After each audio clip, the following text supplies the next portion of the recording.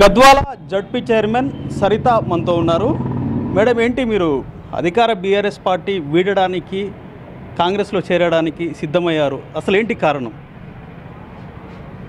అసలు ఏంటి కారణం అంటే లోకల్గా ఉన్న కొన్ని ఇష్యూస్ ఉండొచ్చు, అంటే ఇక్కడ పరిస్థితులు, దానికోసం నేను పార్టీ చేంజ్ అవ్వాల్సి వస్తుంది. సో అంటే లోకల్గా పబ్లిక్లో ఉన్న ఒక కోరిక కూడా ఉంది, బహుజనవాదం రావాలి అని. సో మెయిన్ ముఖ్య నా రోల్ అయితే అదే వాస్తవానికి. సో సెకండరీ పార్టీ నుంచి ఎక్స్పెక్ట్ చేసినాము లాస్ట్ వరకు. సరే, పార్టీకి నా ఎఫిషియన్సీ తెలియలేదో మరి ఇంకా ఏంటో నాకు ఐడియా లేదు. బట్ నాకు ఇంకో పార్టీలో అవకాశం వస్తుంది, డెఫినెట్గా అక్కడ నుంచి నేను నా ప్రజలకు న్యాయం చేయగలను అనిపిస్తుంది కాబట్టి నేను పార్టీ చేంజ్ అవుతున్నాను. అంటే మీ మీద నమ్మకంతో మీకు జడ్పీ చైర్మన్ పీఠాన్ని కట్టబెట్టారు. మరి ఎందుకు అసలు ఇక్కడ లోకల్గా పార్టీ ఉన్న నేతలు ఇబ్బంది పెట్టారా, లేకపోతే పైనుంచి మీకు ఏమైనా ఒత్తిళ్ళు వచ్చాయా? నాకు పైనుంచి అధిష్టానం నుంచి ఎలాంటి ప్రాబ్లమ్స్ లేవు. వాస్తవానికి నాకు అంటే నా పైన నమ్మకంతో నాకు జడ్పీ చైర్మన్ పదవి అప్పచెప్పిండ్రు.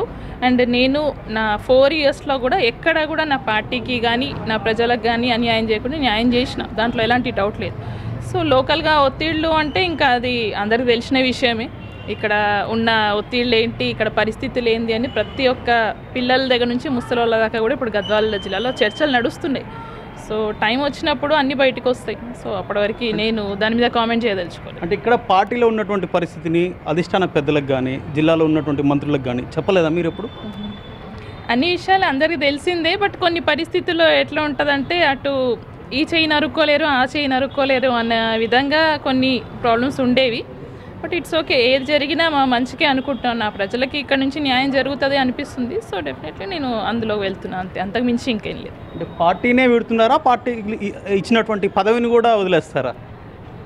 అది నిర్ణయం చేసుకుంటాను. ఎందుకంటే పార్టీ నుంచి వచ్చిన పదవికి నేను ఒక పార్టీ నుంచే కాకుండా పార్టీ నుంచి రాకపోయినా కూడా నేను న్యాయం చేసిన రోజులు ఉన్నాయి డెఫినెట్గా. అంటే ఒక బీఆర్ఎస్ పార్టీ నుంచి వస్తేనో లేదా మా పార్టీ కాదనో నేను ఎవరిని వ్యతిరేకం చేయలేదు. ప్రజలు ఎవరైతే నన్ను నమ్ముకొని వచ్చినో వాళ్ళందరికీ కూడా జడ్పీ చైర్మన్గా నేను న్యాయం చేసిన డెఫినెట్గా. సో చూస్తాను, ఆలోచిస్తాను. ఒకవేళ అవసరం వస్తే పార్టీ పదవి కూడా రాజీనామా చేస్తాను, అట్లా ఏం లేదు. అంటే మీరు జడ్పీ చైర్మన్గా కొనసాగుతూ కూడా బీఆర్ఎస్ పార్టీలో కొన్ని వర్గాలకి ప్రతినిధిగా వ్యవహరించారు, కొన్ని వర్గాలనే వెనకేసుకొచ్చారనే విమర్శ కూడా ఉంది మీపై. అంటే ఆ కొన్ని వర్గాలు ఏంటో చెప్తే నేను అది విమర్శ కరెక్టా లేదని నేను చెప్పగలుగుతా. ఆ కొన్ని వర్గాలు ఏంటి అసలు? అంటే మీరు పార్టీలో ఉండి బీసీ వాదాన్ని తెరపైకి తెచ్చి మీటింగ్లు పెట్టడము అట్లాంటివి చేశారు కదా.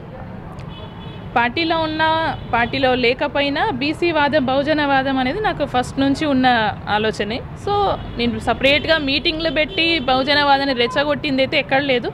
సరే, ఒక బహుజన నాయకురాలిగా నా బాధ్యతగా నేను చేసిన కొన్ని విషయాలు, కానీ పార్టీని ఎక్కడ కూడా నేను విమర్శించిన దాఖలు లేవు.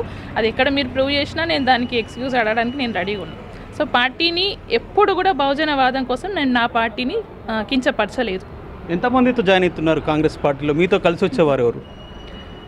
ఎంతమందితో అన్నది ఇంకా ఆ రోజు చూస్తేనే బాగుంటుంది నా ఉద్దేశం. ఏదైనా సంచలనం అయితే జరుగుతుంది డెఫినెట్గా. గద్వాల్లో ఎప్పుడు ఎన్నడూ లేని విధంగా బహుజనవాదం ముందుకు వస్తుంది.